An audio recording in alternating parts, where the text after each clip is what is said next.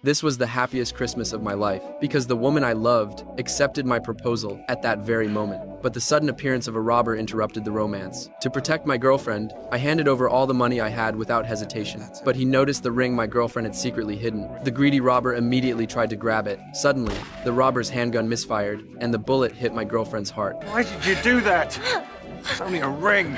She collapsed in a pool of blood. Feeling the death of the person I loved, I couldn't accept this cruel reality. From that day on, I devoted all my time to the laboratory. As a top researcher in quantum mechanics, I wanted to build a time machine to change history. Perhaps because of my obsession, I built the time machine in just 6 years. I put on the clothes I wore when I proposed, and set the time back to that day. After making sure everything was ready, I pulled down the control lever. The gears instantly began to turn, and the quantum crystal emitted a blue glow. Soon, I successfully arrived at that Christmas day and saw my girlfriend alive again. To save her, I took her to a bustling street, but the moment I stepped away to buy a bouquet of flowers, she was killed by an out-of-control carriage. After that, no matter how many times I returned, my girlfriend would always die in front of me, in different ways. Her repeated deaths left me mentally unstable. A friend reminded me to look on the bright side. After all, life moves forward. His words reminded me, and I decided to go to the future to find answers.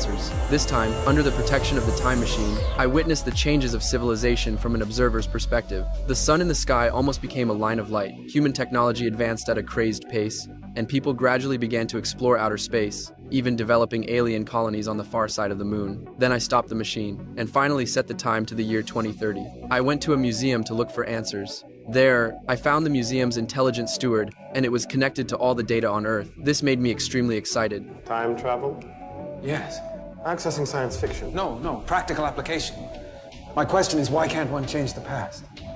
Because one cannot travel into the past. But the steward's words extinguished my excitement. I believed the technology of this era still wasn't advanced enough, so I got back into the time machine and prepared to travel again. But as soon as it started up, a violent shaking hit. I quickly shut down the machine, and the time had already reached 2037, but the prosperous future had turned into ruins. I even saw an incredibly shocking scene. Then a strong earthquake struck. I rushed back to the time machine, but the quake made me lose balance. Not only did it activate the time machine, but I was also knocked unconscious, and the machine was traveling into the future at faster than light speed.